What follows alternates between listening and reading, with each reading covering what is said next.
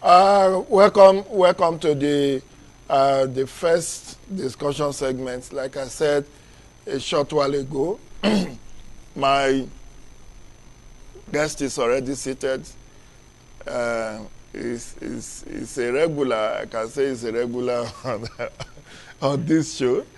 Stanley Aleke Esquire is a barrister at law, solicitor of the Supreme Court, and all the things you give to lawyers. But he's also a public affairs analyst.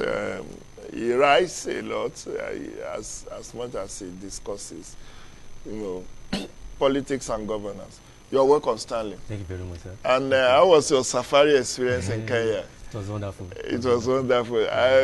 I put him in just because he just came back from Kenya. And when I got to know that he visited Kenya, not as election observer, but doing some other business, personal business. So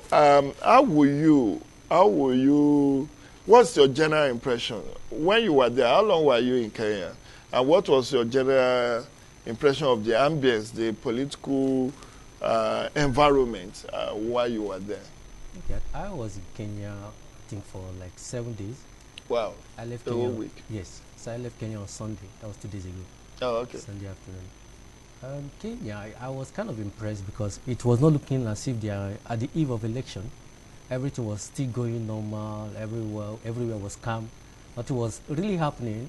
Unlike Nigeria or Abuja, whereby there is a shutdown, there is road traffic blockage when there is even primary sub-party elections and stuff like that. Kenya, everything. In fact, my friend that was with me after even drew my attention to it that, do you know that in Tuesday time or in a daytime there will be general election in Kenya? I said, wow, why is everyone looking quiet? And he said, that is it. That Kenya have actually graduated to that extent whereby there will be a presidential or general election and people can still go about their daily duty and there will not be any disturbance or hitch or pre-election violence or stuff like that. So it was really a good time. Yeah, it was a good time. Kenya just had yesterday its sixth general elections and the third under the new constitution, which is the 2010 constitution. Yes. What were you able to pick up from media reports on what happened yesterday? Of course, Kenya is actually a very, will I say, a unique country in terms of where they are situated and where they are located, and they can boast of economic strength and the rest of things. But I was able to pinpoint, I was amazed, I was able to pinpoint some things during this Kenya electoral segment. The first thing that amazed me is, a person in Kenya can contest independence of a political party, unlike what we have in Nigeria, that you must be under a political party must feed you, and you must have the backing or backup or support of a political party. But in Kenya, if you think you're popular enough, if you think you have the people's mandate, and you think you cannot, I was asking, why is it so? They said, for you to join a political party in Kenya, it's more like a class system. Someone must lead you to it. They were like, who is your father? Who brought you here? So it's more like people who cannot afford or to go through that godfatherism system were like, hey, my people wants me to serve them. I know I can do this.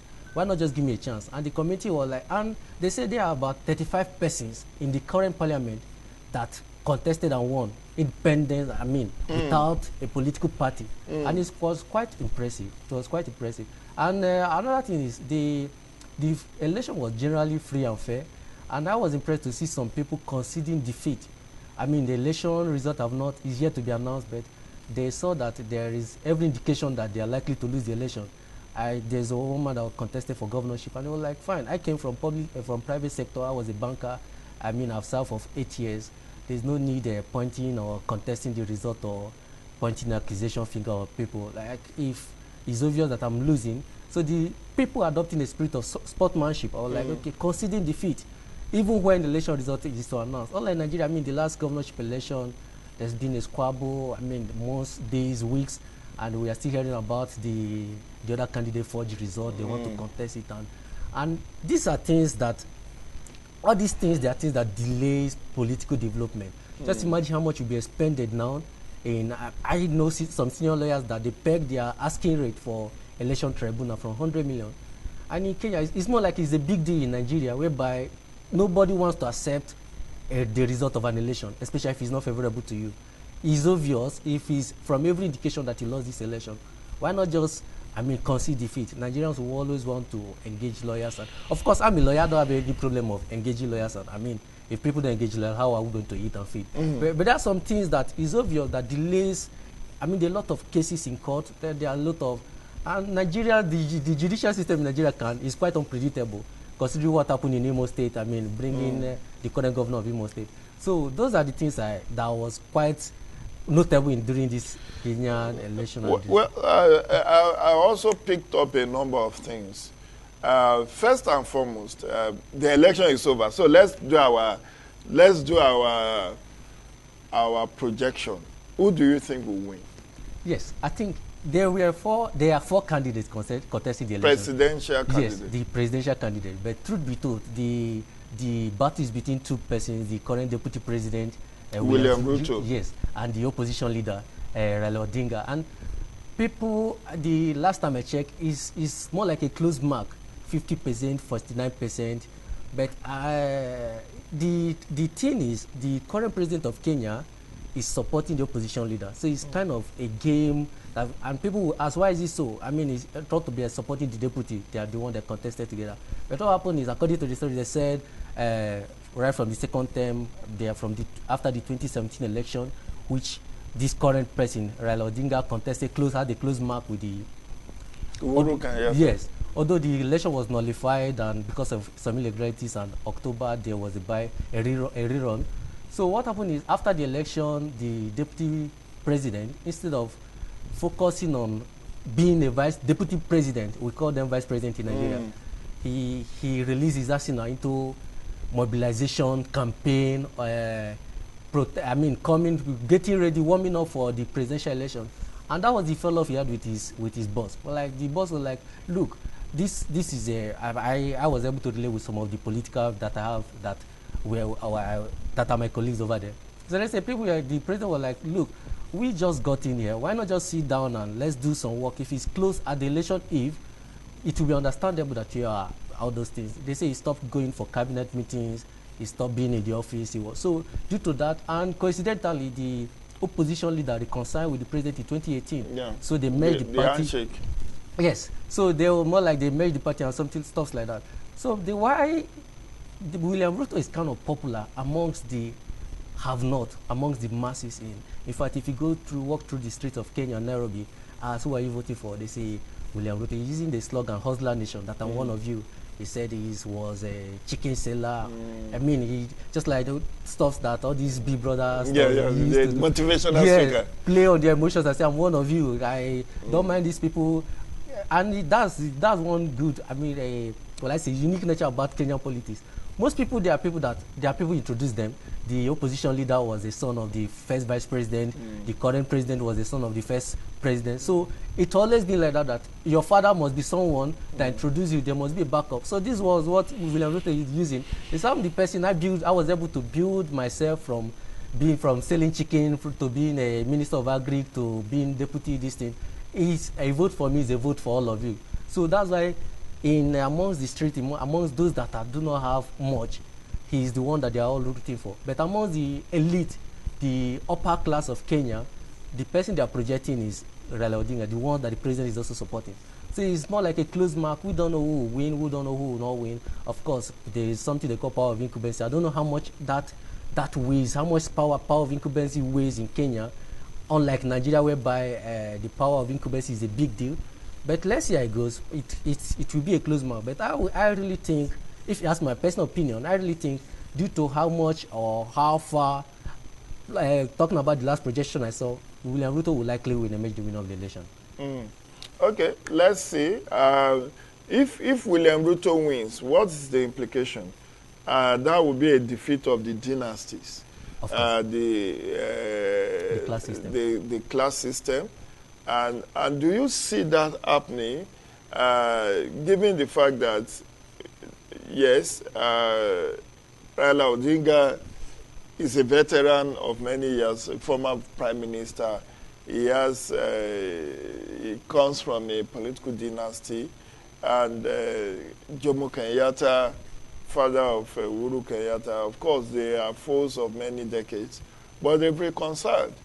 So if William Ruto wins, as and I have been in East African country to observe election, and that's Uganda. And what I saw is that sometimes in the federal capital, you may be popular. Did you know that President Buhari lost Abuja? Yes, yes. But he won. Yes. Because the votes are not in the town. Yes. The votes are in the Rural suburban environment. And if William Ruto wins, that means it's an upset. But anything is possible in politics. But let's go away from who wins and who loses. Kenyans are the ones to decide. They've decided, yes. The votes are being tallied, but from what we learned, the Kenya IEBC, that's the Independent Electoral and Boundary Commission of Kenya, has 7 days within which to announce the final result. So we keep our fingers crossed. Whoever wins, that's the preference of Kenya. But what are the lessons Nigeria can learn? One, election in Kenya is for 12 hours, 6 a.m. to 6 p.m. Is that something that Nigeria should consider? Nigeria should. I mean, Africans, we are yet to get there, sticking to time. I mean, as of 5 p.m. Nigeria time, as of 7, I said that some people are still queuing up trying to cast their vote. Of course, the time frame, that's not just that. I was also, I think, talking about what Nigeria should learn, I was also impressed to see that being a Kenyan, even if you're not residing in Kenya, that should not deny you of your right to franchise. No, I'm just coming to that. Okay. That's one thing I first flagged. One, the election held on Tuesday. Yes. An election in Kenya is sacrosanct and set in the constitution that election will hold second Tuesday every 5 years. So every 5 years, second Tuesday, whichever day that falls, is the day you... the last election in 2017 fell on August 7th. That was the second Tuesday. This time it's August 9th. That was the second Tuesday. Just like in U.S., first Tuesday in November of the election year. Yeah. That makes the election day sacrosanct. And in Kenya, there is no shutdown of the system. And the election holds from 6 a.m. to 6 p.m., which is 12 hours. I'm just asking you, given the comparative knowledge of Nigeria, is this something Nigeria should be working towards? Because in Nigeria, elections only holds for 6 hours, 8:30 to 2:30 in the afternoon. And that time frame is kind of short. I think Nigeria should fight, the electoral body should see to it.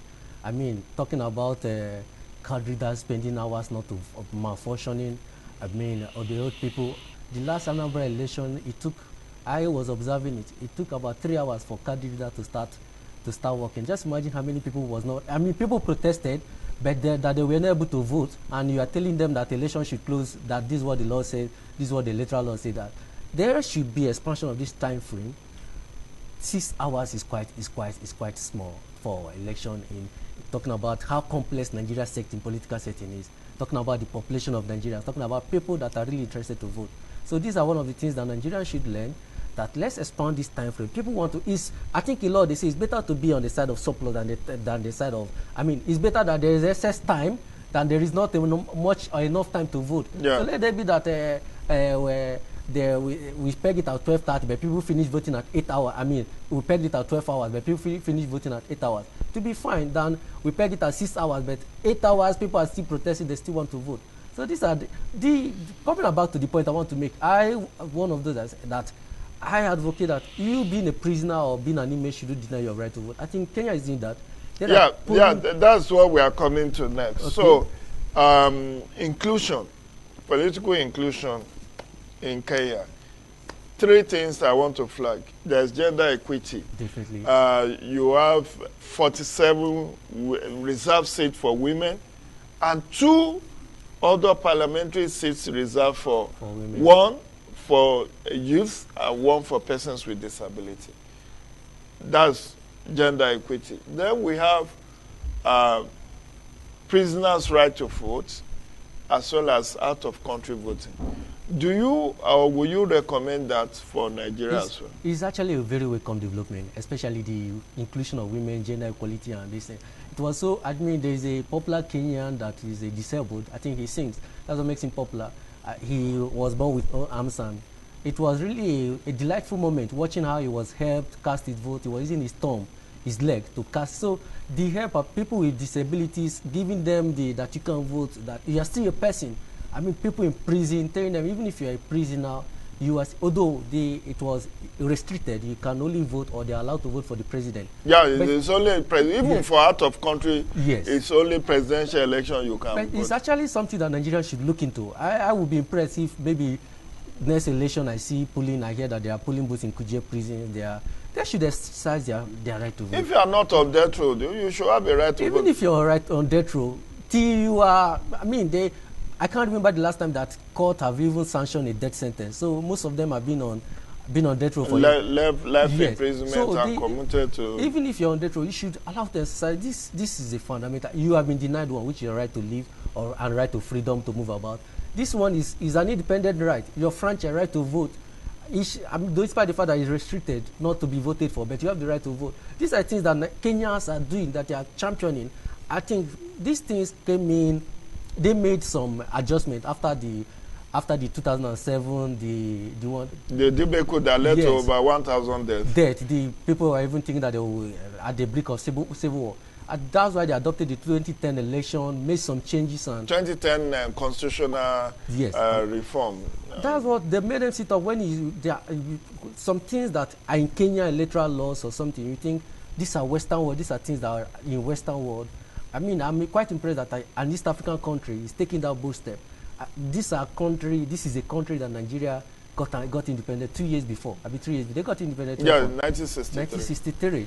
So, and it has been, it's rare for you to see, is even once that there was an assassination attempt or military trying to take over, which is, what's his name, Daniel Arap Moi, the longest serving president. And what happened is, according to the story, they say because of that, he say enough with being a nice guy and he became a despot. So there are things that I learned going through Kenya, the laws and the city and everything. It was quite impressive that Nigeria should learn and adopt and adjust to. So for you, if you are a Kenyan and you are in diaspora, you can vote from 12 different countries. Yes. South Sudan, Tanzania, Qatar, Canada, US, and just 12 countries. And I am sure they will expand it. So over 44,000 residents, diasporans, were expected to cast their vote yesterday through their consulates and embassies. Yes, I think that's something Nigeria should also look at. Definitely. I mean, Nigeria should. Because, I mean, look at the investment portfolio. The remittances that Nigeria receives from its diasporan community, millions of Nigerians in diaspora, that, I mean, it's very humongous, the amount that they remit back home. And they're also doing us proud. The Toby Amushans of this world, it's a Brumer of this world, who are based in US, many of our athletes, footballers. And they want to be part of this decision making. They want to be part of the decision-making process. They don't want to fly down. Me, if I stay in US, I don't, unless my uncle or my father is contesting, before I will buy ticket and fly down to vote. It's cumbersome for you to fly down for purpose of registering, then fly down again to vote. Why you can do that in the comfort of your embassy? That's what Kenya is doing that Nigeria should learn. Why not UK? There are thousands of Nigerians, millions in UK, US, Canada. Why not, especially, even if we don't want to go with 12, can we just start with 2 or 10? I mean, there's nothing that says we cannot go with 20. Nigeria is not, I mean, if you look at the diaspora community of Nigerians, we possibly will have about 5 to 7 million Nigerians in Dubai now. You can speak your language. And you will see. They have colonized Dubai. They have in UK. There are places you go, Peckham and all of that. You will be like you are even in your backyard. In the US, I saw them doing traditional this thing, wearing the same thing. Yes, I mean, they do Yam Festival, they do World Igbo Cultural Day, they do August meeting, and so these people if they are given opportunity to also exercise their franchise, I don't think it's too much to ask our government. And some of them want it. Some of them really, if you see some of them talking on Twitter, they really want to be part of this decision making. Why not just give them a chance? I mean, and it's electronically transmitted, so it's not something that Nigeria should be worried that the irregularities or it could be hijacked. And no, if Nigerians can do it free and fair in Nigeria, in home country, it can as well be possible over there. Just imagine there is nothing. It'd be rare to hear that the election boss or electoral this was hijacked in the US. I mean, it will not. I don't think it will be possible or something like that. So these are some of. I mean, when you look at Kenya, which in all the development indices, Nigeria is better than Kenya, and they have a lot of respect for us. Definitely. And definitely. We should be the leading light in Africa. And there are if you go to Kenya, you see some Nigerians. I mean, there is GT Bank there. There is EcoBank. Some of their their A-rated banks are Nigerian bank, indigenous bank. That's what I mean. The Igbo community in Kenya is very large. Very the large. Spare parts, they are selling spare parts. They are doing so many things in Kenya. But the question is, as a lawyer, what kind of reforms do you want to see? For instance, the election is holding on Tuesday. In Kenya, it's not on Saturday, it's not on Sunday. In Nigeria, we have condemned ourselves to holding election on Saturday. And yet, you still lock down the entire system, as if it doesn't matter how many billions of naira we lose. And Kenya is doing its own election on a Tuesday, not shutting down the system. And you know, they have this election with the regularity of a clock. Nigerians have to. In fact, if I was livid during the past APC election, for the 3 days there was locked. I mean, we that walk around the city center from Metama. Why will you cause a traffic jam? Like they have to block from Ministry of Justice up till the first headquarters police. So if you are driving through there, you have to go and turn just because of it's not a general election and like a party convention. Just imagine there. I don't know why Nigerians are not getting it. I mean, there is a general election in Kenya. It was held on a weekday, and things was still moving normal. There was no shutdown. There was no traffic gridlock. Everything was normal. So Nigerians should really, if I don't know the reason, maybe security reasons but it's not necessary. There was not election violence. The last time Kenya recorded election violence was, I think, 2017 when 2007 was their worst. It was their worst. But in 2017, yes, there were protests, but there wasn't too many casualties compared to. It's just like our own that took place in 2011, where we lost 800 lives, according to Human Rights Watch. But at least from that time to date, we are not recording such high. So Kenya is also, yesterday's election also relied heavily on technology. From biometric registration to, they are also doing, what is it called? Election review, election electronic transmission of results and all of that. And Chibukati, the IEBC chairman, said political parties, media, civil society can do their parallel vote tabulation so that they can give effect to transparency and accountability of the whole exercise. What have you to say about that? That the use of technology in Kenya elections. I think but they are not yet.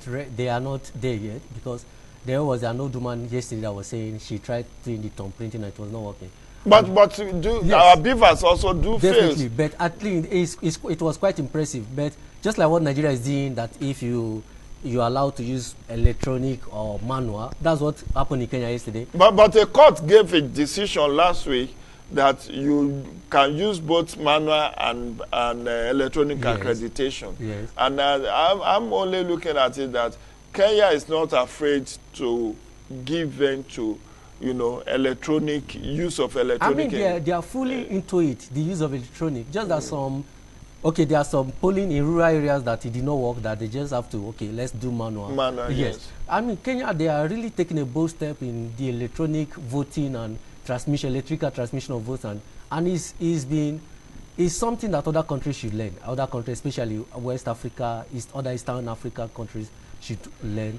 that Kenyans are doing it. I mean, Kenya is a country that really struggled, that really fought for independence. That, I mean, if you go the to Mau Mau crisis, I'm telling the you, Mau Mau, you know, political guerrilla warfare that led to the exit of British. So the other thing I think Nigeria could also learn, aside from political inclusion of persons with disability, women, youth, is also the fact that Kenya has produced many female governors. Definitely. Female governors. And the current running mate of the opposition leader is a woman. And that's if Raila Odinga wins, they said they will have their Kamala Harris. Yes. Because the running mate to Raila Odinga is a former Justice Minister. And he is also a Kikuyu, just like Uhuru Kenyatta. While Odinga is a Luo, and William Ruto is a Kalangi. But, you know, Kenya also have tribal politics anyway. But what we are saying is that women are given a fair chance to express it. Apart from those affirmative action, the seats that are reserved, even their electoral management body, out of 7, they have 2 women. And they have chairperson, and then the vice chairperson. The chairperson is a man, a lawyer, and the vice chairperson is a lady, which is training. So, unlike in Nigeria, we don't even have a vice to Professor Mahmoud Yakubu.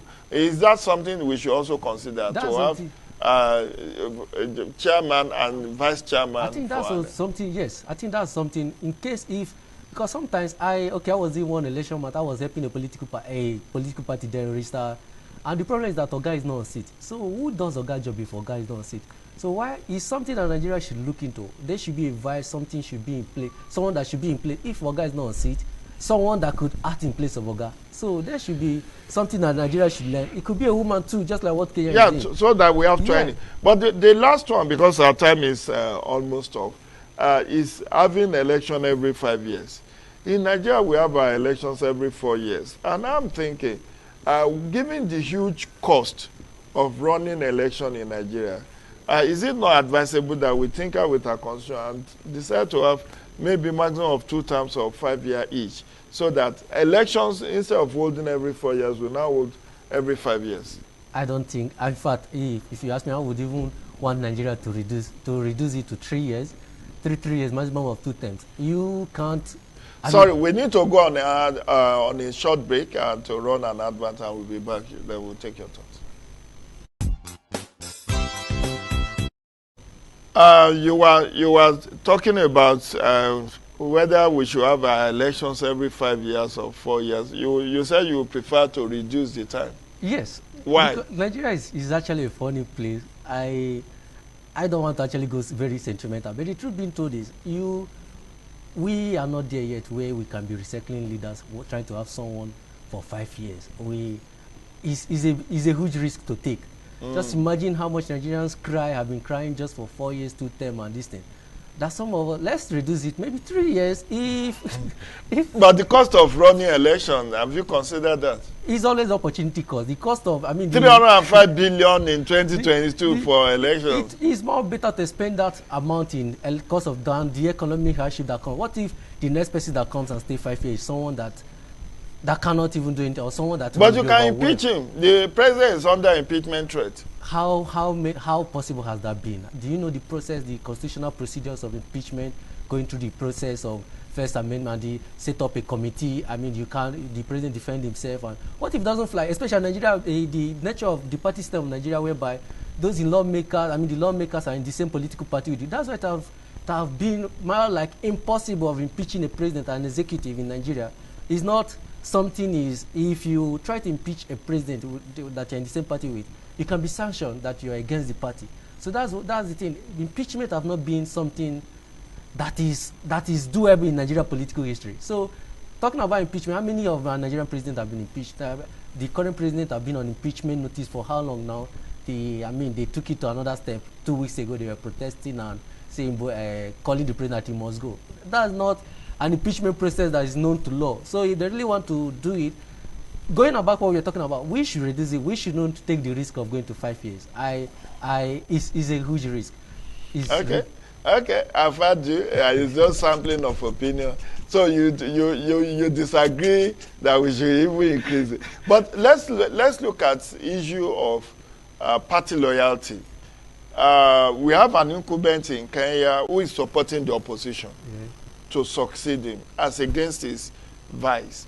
And I recall that similar scenario played out in Liberia, where Ellen Johnson Sirleaf decided to support the emergence of George Weah as against his own vice president succeeding her. In Nigeria, if that had happened, I think that happened when Obasanjo had a fall-off with Atiku. So, but Obasanjo wasn't supporting opposition. But he was not. Obasanjo wasn't supporting opposition. He didn't say go and vote for AD or go. It was obvious that he will never support his vice because of just the same thing. Is exactly the same thing that is happening in Kenya. The president and the deputy president had an issue. They had an issue. They had that same thing. But this one, the president was kind of open about it. Or like he's supporting so person, he's supporting the opposition leader. They've reconciled. In fact, I was watching. He was actually active in the campaigning during this election. He was going to with the opposition leader campaigning, asking, demanding for vote and the rest. And you still think William Ruto stood a chance of winning this election? That's the thing. The masses. Because the power of incumbency. Anyway, we are not in a position to vote, so we can only expect in the coming days. Perhaps by now the outcome will have been known before the end of today, because of the parallel vote tabulation.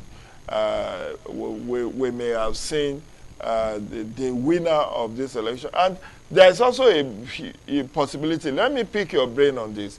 In Kenya, for you to be a winner, you need 50 plus 1, as well as spread of 25% in 24 out of the 47 counties. So is that not cumbersome? Is this something you recommend for Nigeria?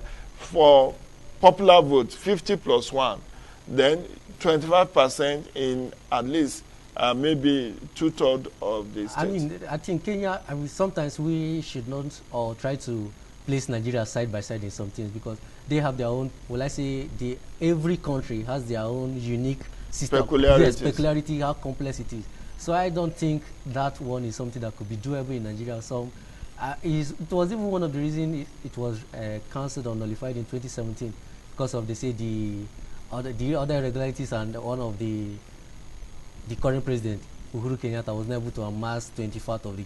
If you've gotten 50 plus 1 in the general coalition, that's enough. So why try to spread it that you must have 25% in 24 out of the 47 counties? That to me is a strict requirement. But they want a popular president. They don't want somebody. Look, our own system here has been hugely criticized on the basis that people become president without being very popular, and that it's too laid back. If all you need is just majority of valid vote cast and 25% in 2/3 of Nigeria, that is the French model of 50 plus 1, which is also what Ghana does, which is what Mali and many other countries does. But the flip side of that is the cost implication, because and people have predicted that this particular election, if Ruto is as popular as he thinks he is, this election could go into a second round, because none of the candidates may be able to get the minimum threshold to be declared winner on the first ballot.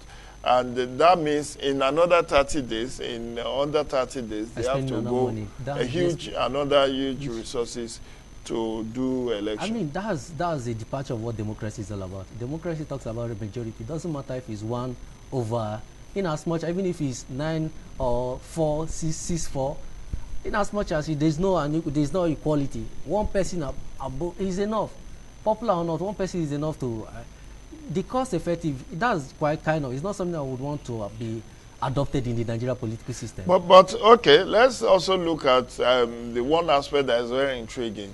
the election petition in Kenya goes directly to Supreme Court. Yes.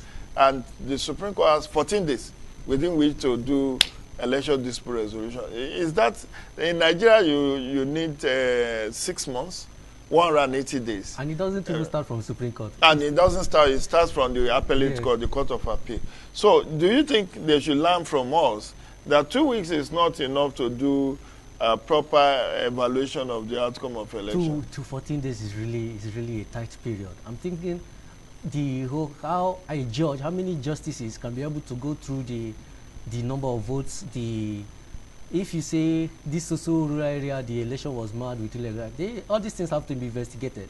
So 14 days is actually, there's a saying that a justice rush is a justice rush. So why the 14? 1 month even 1 month is not enough. Talking about the population and the thing, I think Nigeria, we're actually doing the right thing, because this thing, let it take time, build from the appellate court, then you go, if you are not certified, you go to the Supreme Court. I mean, where the Supreme Court should be final, or what they say is the all at all. So again, you don't wait for 4 or 5 months to be sworn in.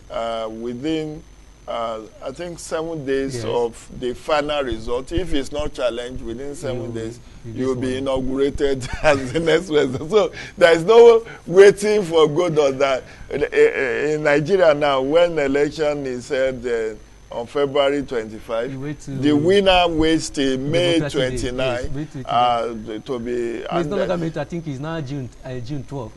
Well, the June 12 is not constitutional. It's May 29 that we may still hold, even though Democracy Day will be celebrated on June. Because I think it's in the Constitution, the issue of May 29. So if you now, unless you amend the Constitution to reflect June 12, you may still. But the point is, in Kenya, you don't have to wait for a long period before your inauguration. Once your election is not challenged, within 1 week, you are inaugurated. And I think that's something Nigeria should also learn, because that period of wait to be inaugurated is when most of these, I've read cases, I've seen this thing. That was the time they use in doing the, what I call it, sweeping. That's what sweeping the treasury. That's why they used to pack their retirement to take what they will take home. Their and if you know that you just have 1 week, I think you will. But what about transition committees, particularly if you are moving from the ruling party to the opposition? Would there be sufficient time, 1 week, for you to do all the transitioning? I mean, 24 hours is enough for that. Are you so sure? It's something doable. I'm not comfortable with this thing that after you've just like the current sitting of the last election, the one that Davido's uncle won. Nobody know, maybe out of grievances. He will have to wait till November for this nobody inauguration. Yes, out of grievance and something like that, he could maybe ground or maybe put a pause on developmental project and stuff like that. But you have been elected, so why waiting for months to be inaugurated? If 1 week is too close, 2 weeks is enough. Start doing your job, start your this thing. If the case in court, fine. You can still be the president or the governor till when the court says otherwise. Okay, I think that would be the size of our intervention on this edition, this segment of this discussion. I want to thank you. I saw you dancing with the Maasai. You really had a very nice time in Kenya. I did. Next time, please invite me along. Let me also go and buga in Kenya. Thanks for coming, Stanley. Stanley Aleke is a barrister at law. He's a solicitor of the Supreme Court. He's been talking Kenya elections with us. We've looked at different dimensions, the pluses and the minuses, the one Nigeria can learn and the one they should learn from Nigeria. That will be the size of this. We'll be back in a bit to take us through the second and final segment. Stay tuned.